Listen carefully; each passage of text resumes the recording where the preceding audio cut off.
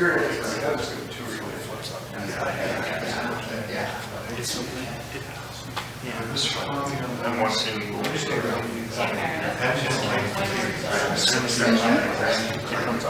all right. Well, don't count on my memory, but I'll do my best.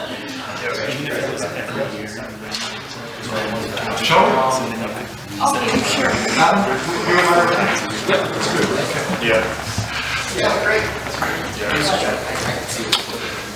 Good afternoon, everyone, and welcome to beautiful downtown Grand Forks. And this is the time and place for the Growth Fund Committee meeting.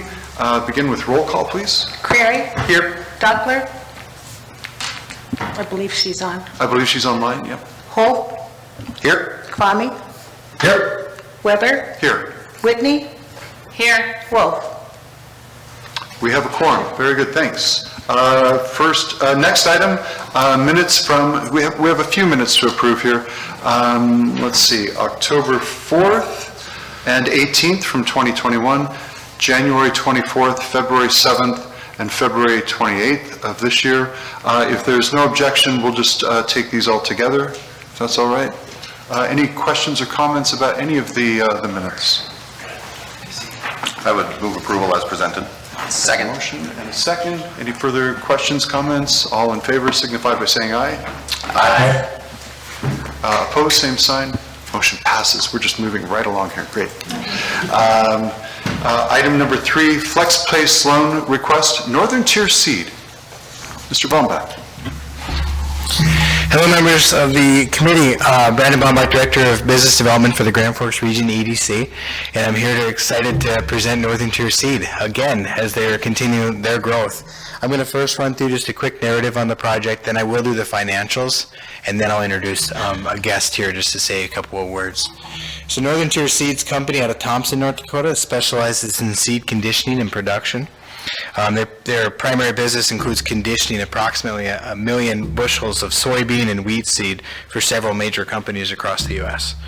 What they're doing is they're looking to update their current cleaner to produce a higher quality product, adding another line to that product line, and we'll make several different building and site improvements, including some insulation to a current steel warehouse and adding some concrete to their entire parking lot, cleaning that up. This flex space detail, the project is $806,000, and that'd be used to buy down the loan from 4.25% to 1%. So the request to the growth fund is $35,000, and it will leverage $107,000 from the Bank of North Dakota. Loan to value is 43%, which is very healthy. Secured by a corporate guarantee. It's secured by personal guarantees from both Bill Weber and Paul Spruill. They have come here before. They have 5 existing JDA loans equaling about $222,000 currently. They've already repaid 2, and by the time they close on this loan, they'll have repaid another one. And all those loans are current. Very strong and growing company. Today we're joined by 2 representatives from the company, Bill Weber, who's one of the owners, and Beth Hughes, and then also First State Bank, their lender, Randy Knutsvig. But I'll invite Bill up just to say a couple words on the project, and I'd be happy to stand for any questions afterwards. Very good. Thank you, Mr. Baumbach.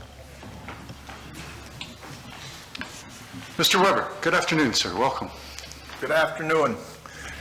It's been 2 years since I've been here. And first of all, on behalf of Northern Tier, I'd like to thank you for all the help that you and support that you've given Northern Tier. It has increased our business and quality of our business that I can't even tell you. And what we're planning on doing now is putting in this new cleaner. It's the same capacity, but it gives us better quality. And with this, we have obtained another contract. It's with another large company. They're known all over the U.S. And it's going to fit in our downtime when we're not cleaning seed. It's going to actually work from June till about October, which is perfect for us.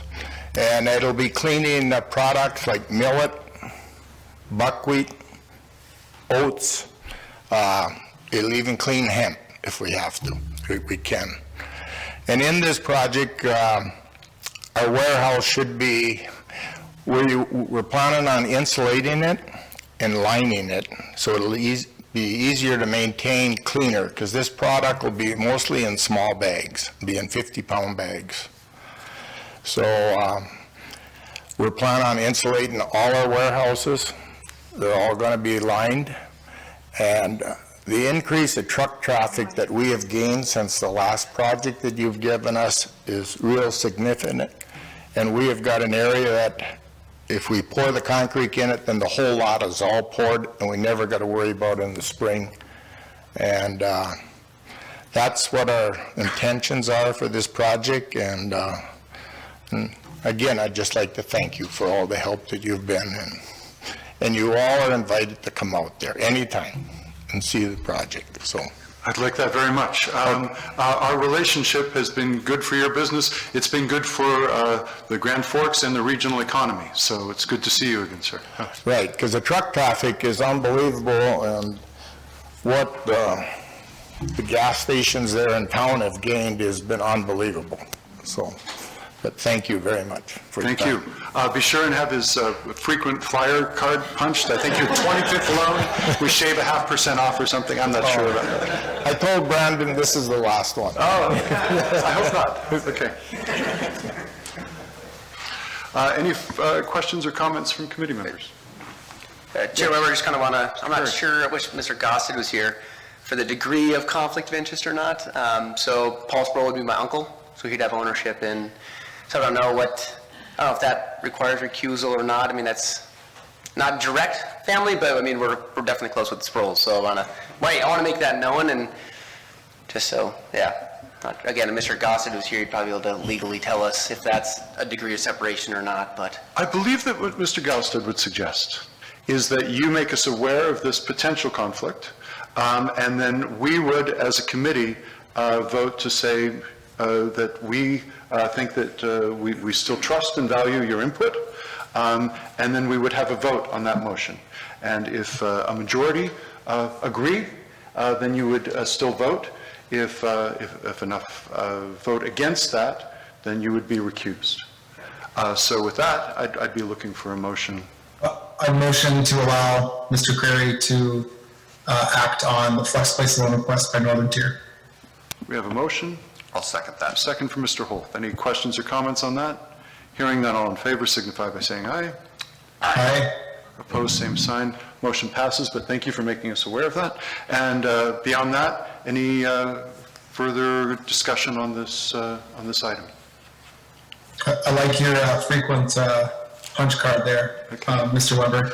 I move approval. We have a motion for approval. I would second it. Thank you, Mr. Weber. Appreciate the investment in the region, and I'll second the motion. Excellent. And let the record note that we've been joined by Mr. Wolf, so I have a motion and a second. Any questions or comments on the motion? Hearing none, all in favor signify by saying aye. Aye. Aye. Aye. Opposed, same sign. Motion passes unanimously. Thanks. And again, thanks for taking the time to come see us. All right. Item 4, Snack Shack update. Mr. Conlon. Good afternoon, Mr. Weber, members of the committee. Last time I was here, you approved the business's request for a deferral through June of 2022, followed by a 5-year rather than a 4-year repayment term, subject to 3 conditions that this committee laid out. The first being proof of the new trailer order, second being taking a blanket lien against the business assets, which is now standard in the startup program, and then quarterly updates on the progress of the business. So just here today to give you updates on the status of those conditions and whether they're being met. For the proof of trailer order, Mr. Holt did provide a diagram of what he is ordering, as well as a partially completed sales quote, which were both provided directly from the manufacturer. This sales quote was partially complete because it includes 2 axles that the custom-built trailer needs to be mounted onto, and those axles are not available. I think along with a lot of other items, those are impacted by supply chain issues. So without that cost information handy, the sales quote hasn't been completed yet, but we do have at least a partial one from him. And like I said, the diagram indicating that he's at least been in contact and has a product, I guess, on order with the company. The second item, the blanket lien, Mr. Holt has his lawyers reviewing those documents, and I've made aware to them that I'm available for any questions. The thought is to have that signed by the April 4th JDA, which this informational item will go to, at which point I'll provide the JDA an update as to whether or not that has been signed and that condition's been met as well. So the third piece here is the quarterly updates, which really no issues there. Happy to be back with our first of those in June, which would be right before payments start, with hopefully updates on all the above items, as well as the insurance piece, which, as I understand, is still between the company and the state and that sort of thing. So from staff's perspective, at least the committee's conditions really have largely been met, and barring any material substantive changes between now and June, we'll certainly make you aware if anything does happen between now and then. But June is when we plan to be here next. So yeah, I don't see Mr. Holt here tonight, but I am available for any questions you may have. Very good. A quick confirmation, the second condition, this was not originally required when the loan was first taken out, but since it has become a condition of the loan process, and so by suggestion from the committee, that's being requested and posed at this point. Correct. Yeah. Correct. Very good. Mr. Holt? Yeah, and not really a question, maybe just a comment. If I remember correctly from our discussion about this, the desire from this committee to have proof of purchase was to avoid coming back here in June and saying, hey, we need to defer again for another 6 months because we haven't done this. I don't want to be nitpicky, but a sales quote is different than a receipt, all right? I guess my comment is that I would like this committee to hold firm to June, or at least that would be my preference. And I just wanted to, I guess, remind us that that's why we asked for that, and it doesn't sound like that's been met to me. It sounds like the wheels are in motion, but that's different than completing that. So if payments start in June, everybody's facing supply chain issues, right? So I just want to be open about this. Right. So that's my comment. Yeah, I would just as from staff's or my perspective, I guess, is in terms of that condition being met. My understanding being that the supplier not being able to fulfill the order because they don't have the axles, wasn't comfortable providing a purchase order, issuing a purchase order without knowing what it will cost, or invoicing him for something he doesn't have the cost to yet. Your point's well taken, though, and I should mention that all of these, everything I've laid out here in the update, we still are on track to come back in June as scheduled. Payments are scheduled to still start July 1st, as originally planned and everything. We just wanted to give you that update as to, for your point, in that it's not an exact, invoice or anything like that that's been paid, but we do have some information. So just to follow up to that then too, on the other condition about the lien and Mr. Holt's attorneys reviewing that, the goal would be by the JDA meeting to have that done.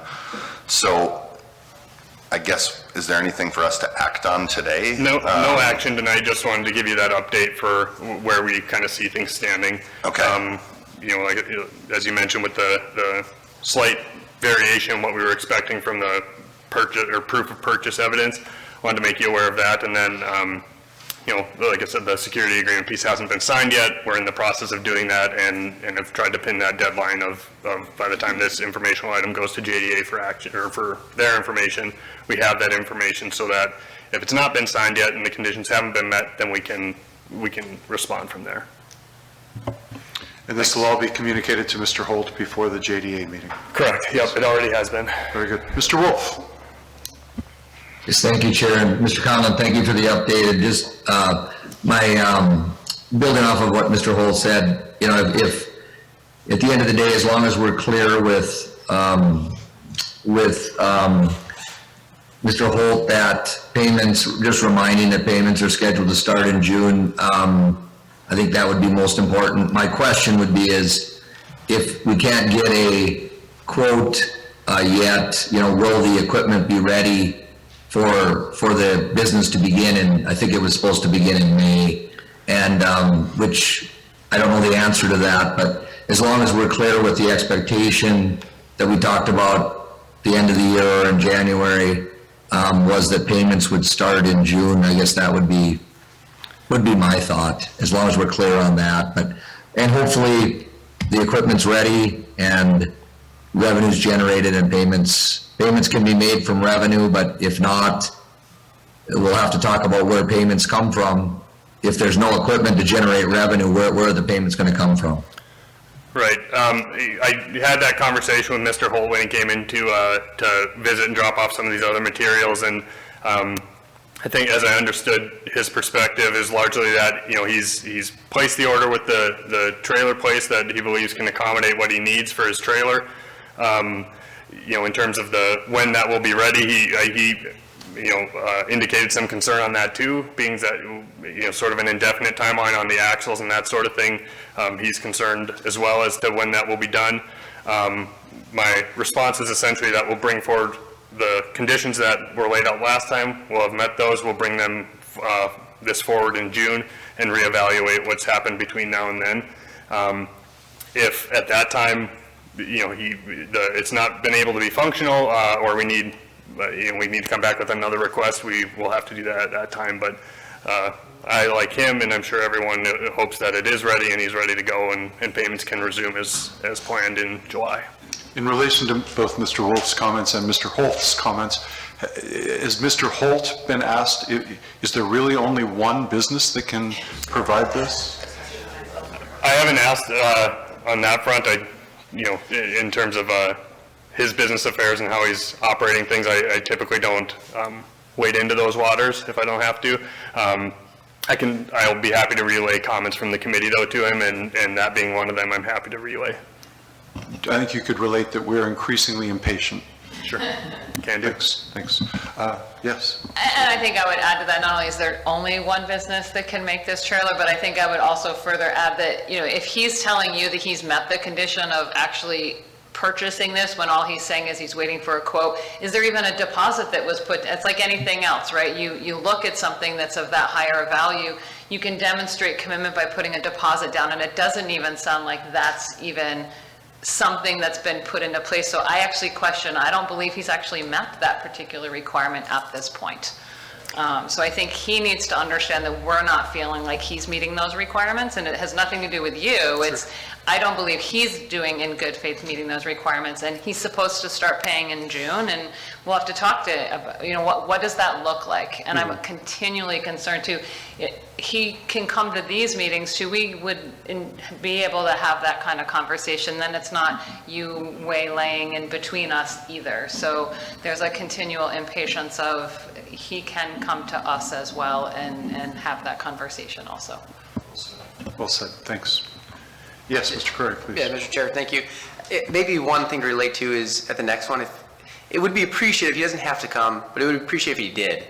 So it allows us at least to talk to him directly too and get because stuff happens, I get that too, but from our perspective, just from a third party, it'd be easier to get a little more direct information too. So we would appreciate probably at the next one if you could attend.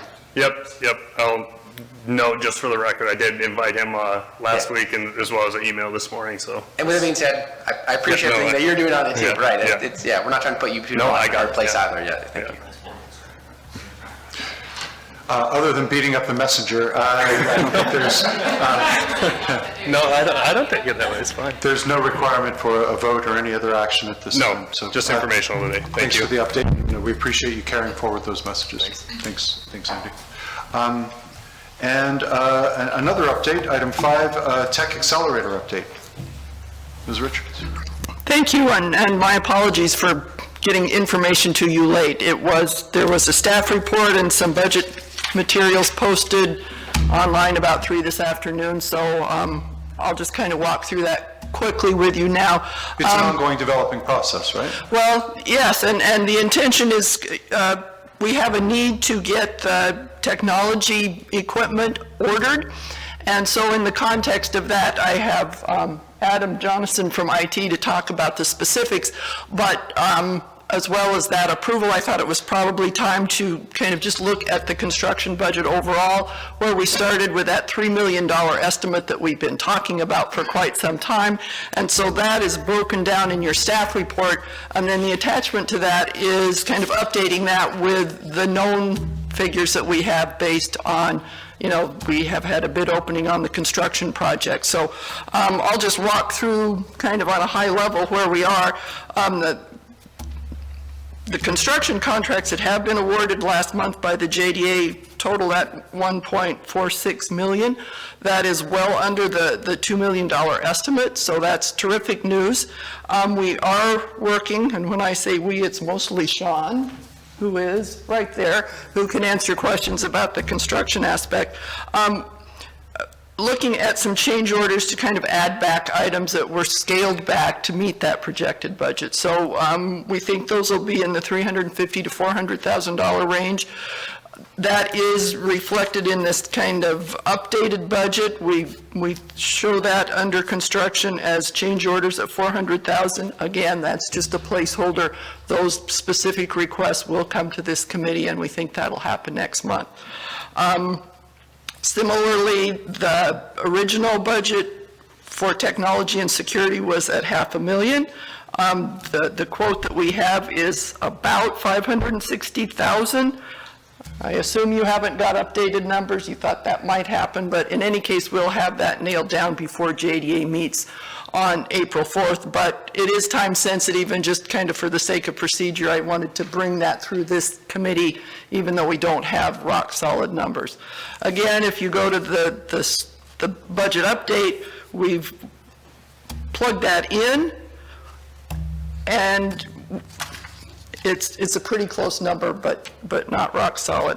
We'll also we have furnishings budgeted at $224. We haven't really begun the design discussion on that, but just as the contract with High Point was, I guess, procured through a city request for proposal, High Point Network is the city's IT provider. We did want to make sure that the Tech Accelerator is fully integrated and compatible with what the city has, so they will be our contractor for the Herald Building.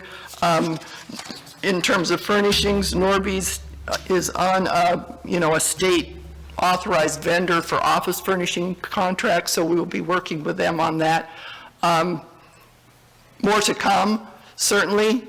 So in the updated budget, we're just sticking with that original estimate of $224,000 because we have nothing at this point to cause us to raise or lower that.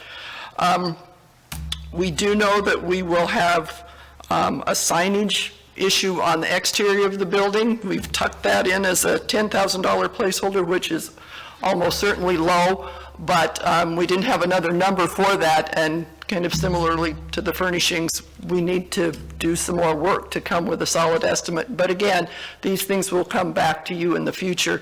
The key takeaway is we've got $3 million in sources, and the way we're broken out, we still have a healthy contingency with our known expenses. So what I'm trying to say in my clunky way is we're in good shape on the budget.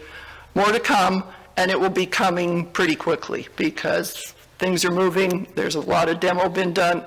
It looks fantastic, and we're looking at wrapping it up in September. So with that, I've got Adam here to talk about the specifics of the security and tech equipment, which I don't know.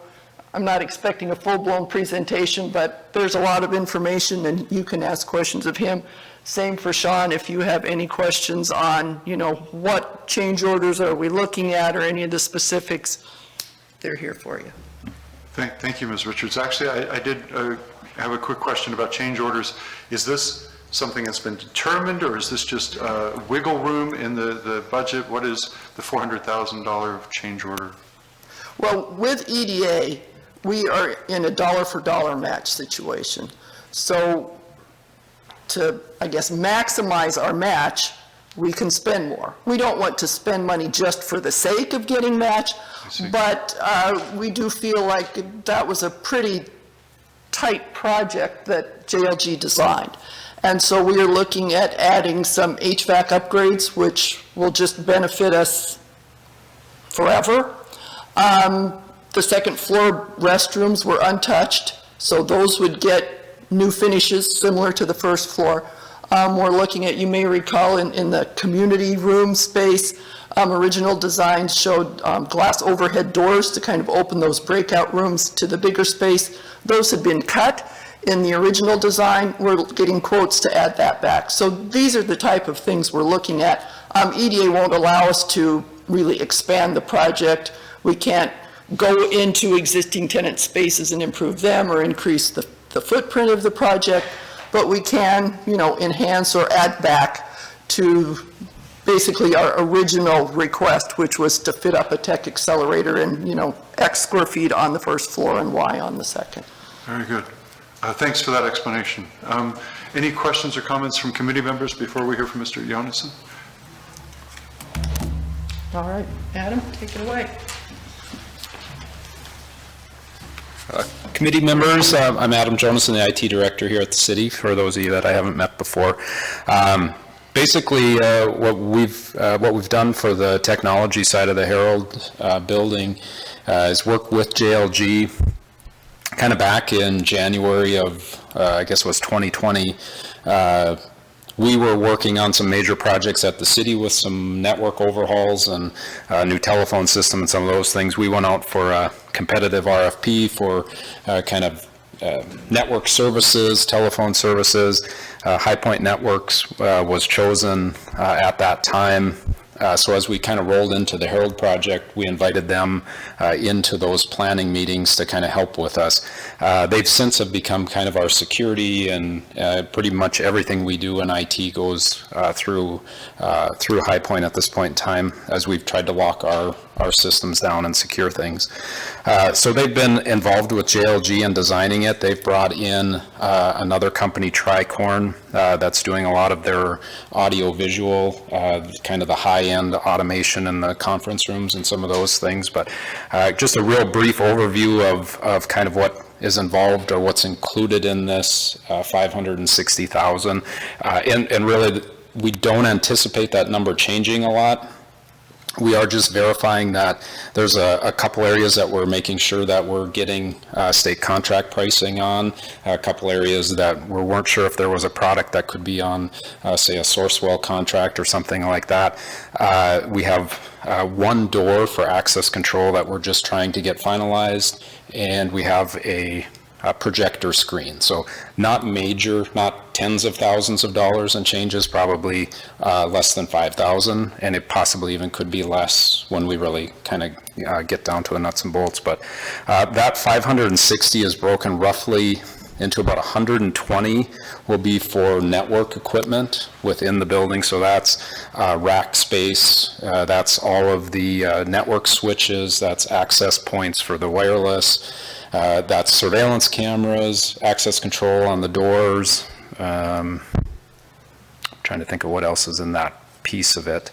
The extension of our telephone system here at City Hall, there'll be a few emergency phones over there. The other portion, the other roughly 440, is all in the conference rooms. That's commercial grade TVs. That's all of your video cameras, all your automation, everything for the boardroom, everything for the breakout spaces, the community room, projectors, speakers, microphones. All of that high-end audio-visual equipment is in that other bid of roughly $440,000. So that's kind of how they break down. I don't know if you have any specific questions about tech in the building, what we have planned, or if you have any questions about why we chose to contract with this particular vendor. But from the beginning, I've been excited by the community meeting room, the boardroom. Can you give me a quick description of the technology you anticipate in there?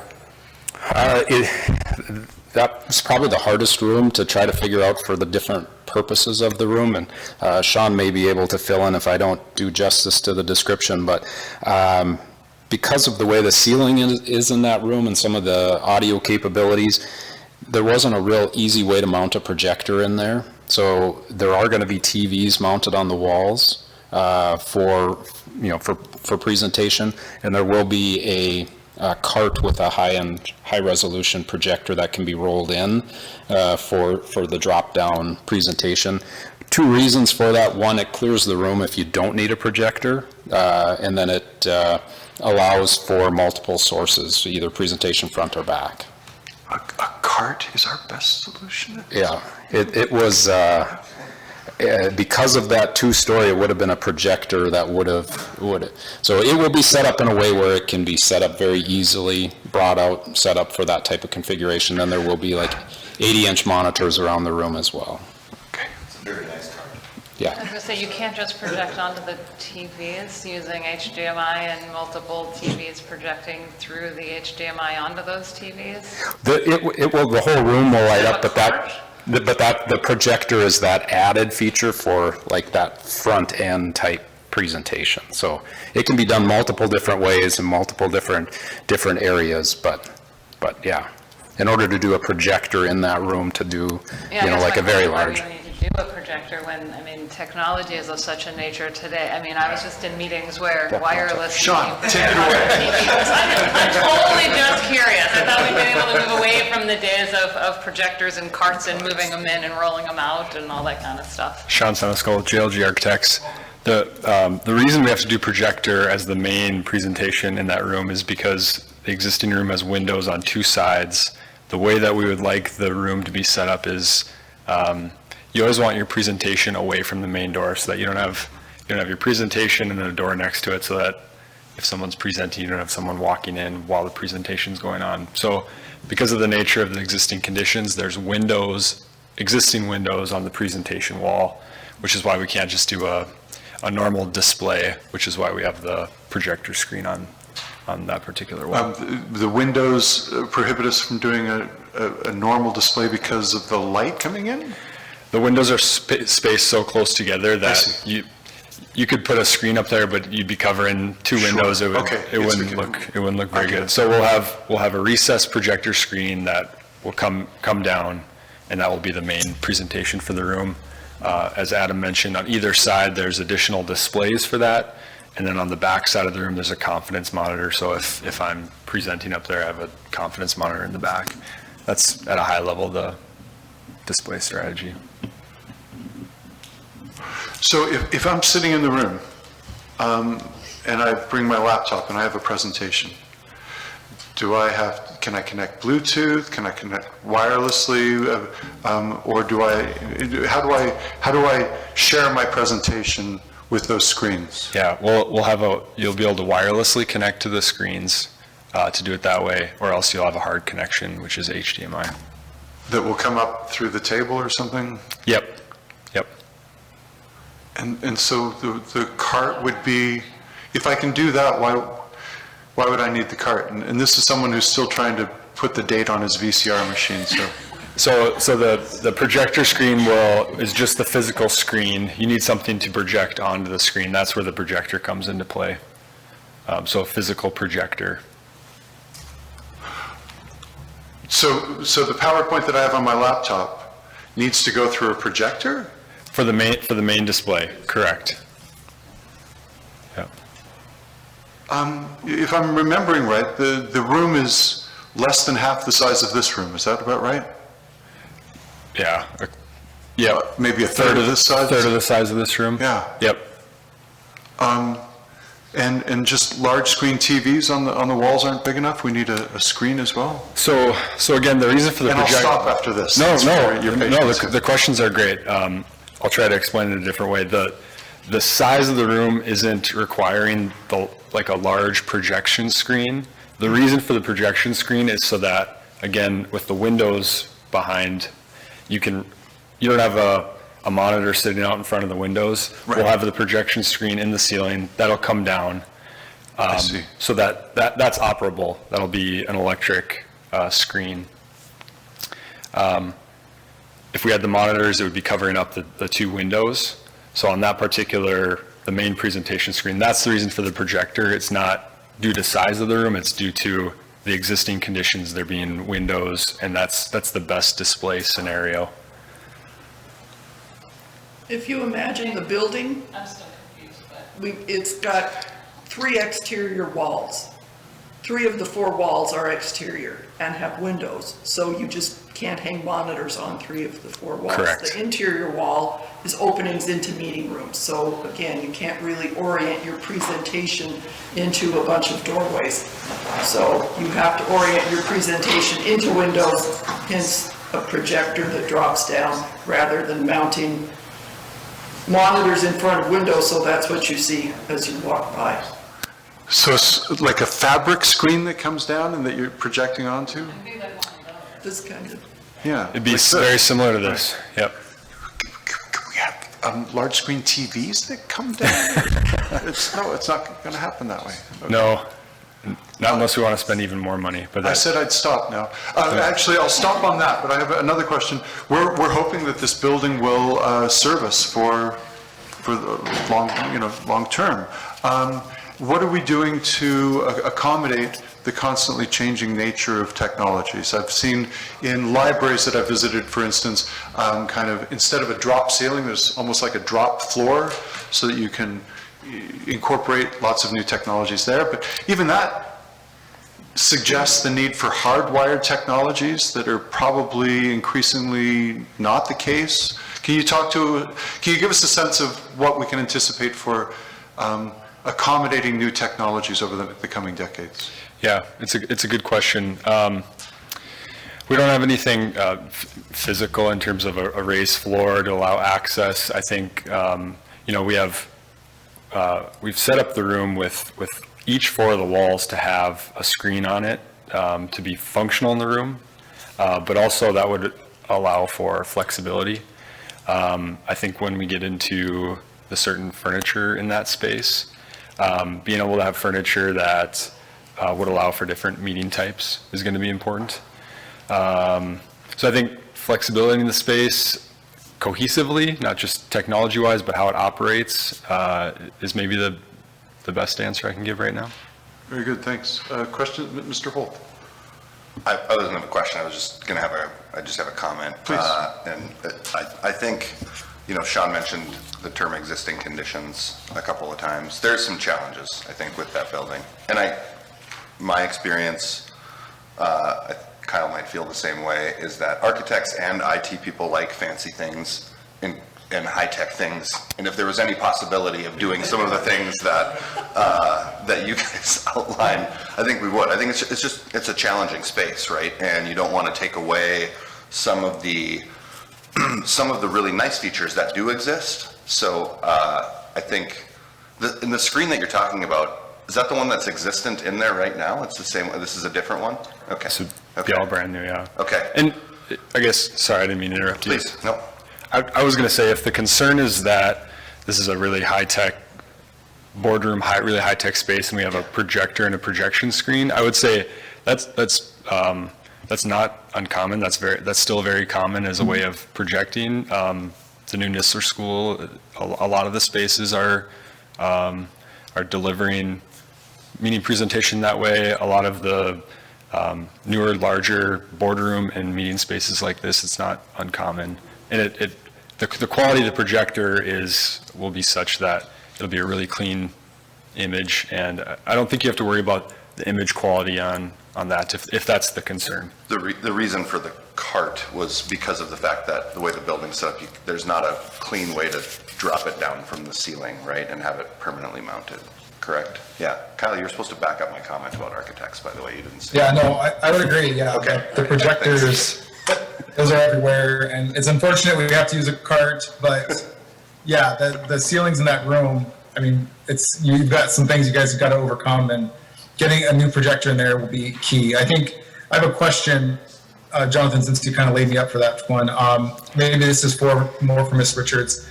So it's great that we're under budget. I'm just wondering what the process is for determining, I guess, who's involved in determining how we bring things back into the budget, and who's determining to spend money or not to spend money. So I understand we've got the match. So if we want to realize the next $400,000 in the budget, that means that the city spends $200,000 or whatever the dollar amount is. I'm just wondering is that just something that you guys are handling as you're working through this project, or does that go up to Mr. Phelan?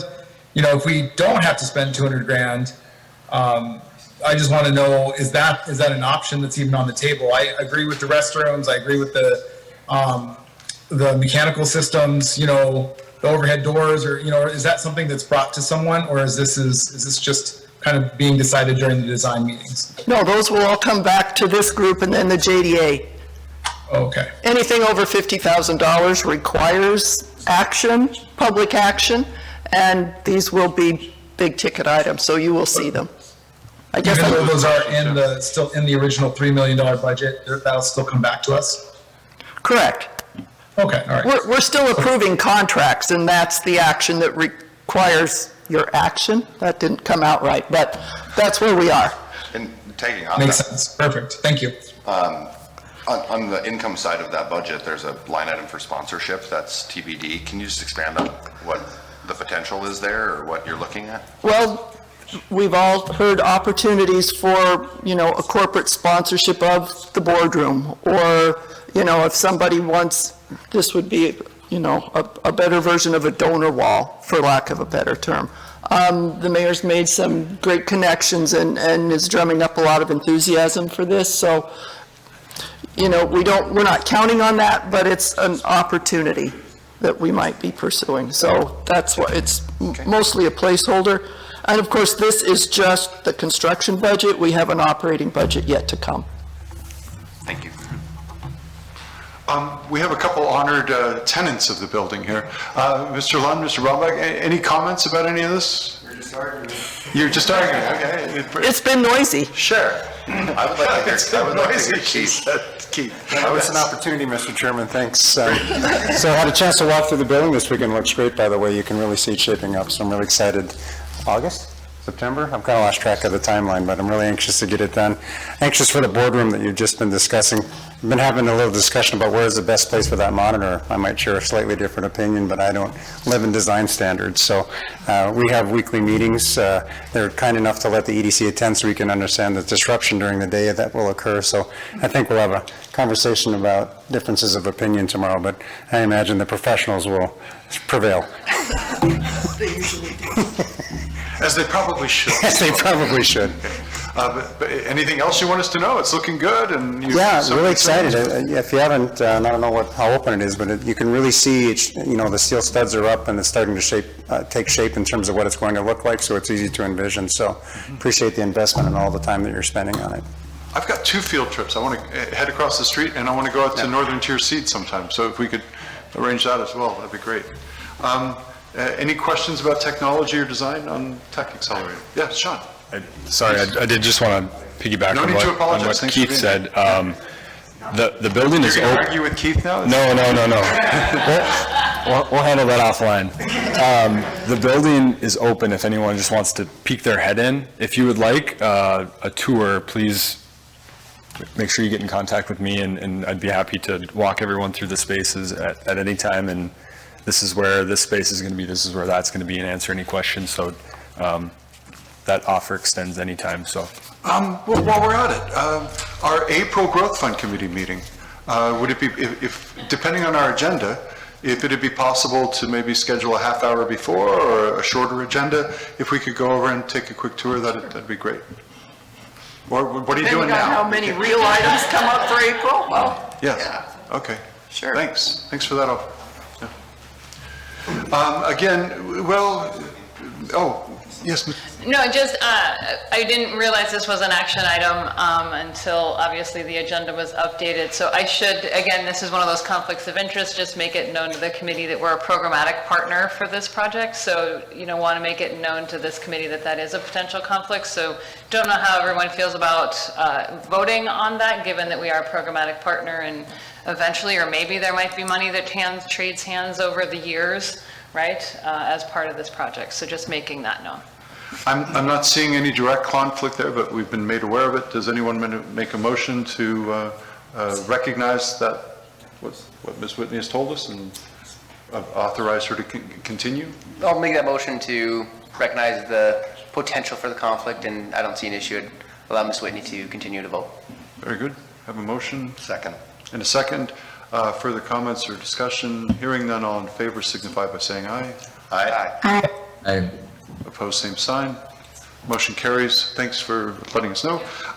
But it is preferred that we give some clear signal to the JDA regarding the information that we've received today. So I would welcome a motion regarding what we've learned.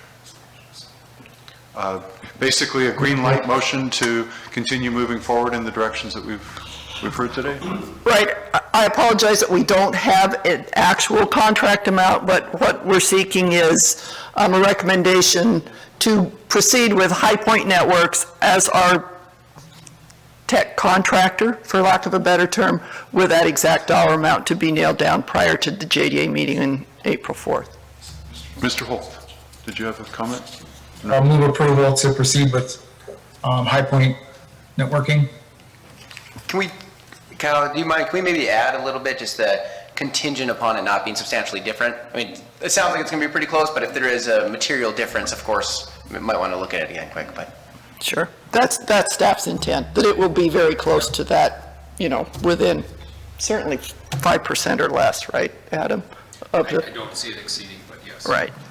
And that contract will be held by the city, correct? It's not going to be under JLG, correct? Correct. Okay. Very good. We have a motion and a second. I have one more question before we vote. High Point Networks, a North Dakota company, is there, and we've been doing business with them as a city, we're pleased with them. Is there a local firm, and if there was, they've certainly had an opportunity to also bid? Is that correct? Yes, Councilman Weber. High Point Networks, they're headquartered out of West Fargo, so North Dakota firm, North Dakota owners, everything along those lines. The company that they're partnering with on the audiovisual is also a Fargo company. Tricorn is the name of that company. But yes, through the RFP, we had, I think all the other two that were in our RFP back 3 years ago, one was out of St. Cloud and one was out of Minneapolis, so. Very good. That's what I was looking for. I have Thanks. one more question. Yes, Ms. Whitney, please. Thank you. So one other question too on the furnishings, given that there's some flexibility in the budget and thinking about changing space, how much of the furniture is like solid, this is the way it is from the first time you purchase it, to flexibility to change a space or move furniture in different configurations based on, who knows, right? What something may change over time. How much of it is blocked versus movable, changeable? Yep, great question. None of the furniture has been designed or set yet, so we'll take all that into consideration, but I agree that a lot of it should be flexible, knowing that we're going to have rotating tenants, rotating uses throughout the years. So as we get into furniture design, we will definitely take that into consideration. And just as I hear the boardroom even, right, thinking about windows or projection and where things go, even there might be some flexibility there to consider in even looking at furniture, even in that one space too. You bet. So, Yep. just thought Great process comment. there as someone that has a large granite table in a conference room, and it changes what you can and can't do in a space. Yep, thank you for the comment. Very good. Anything further? Hearing nothing further, all in favor signify by saying aye. Aye. Opposed, same sign. Motion passes unanimously, and I think that brings us to the close of business today. Looking for a motion to adjourn. So moved. Have a motion from Mr. Cray, a second from Ms. Whitney. All in favor signify by saying aye. Aye. Meeting's adjourned. Thanks. Hey, with the meeting adjourned,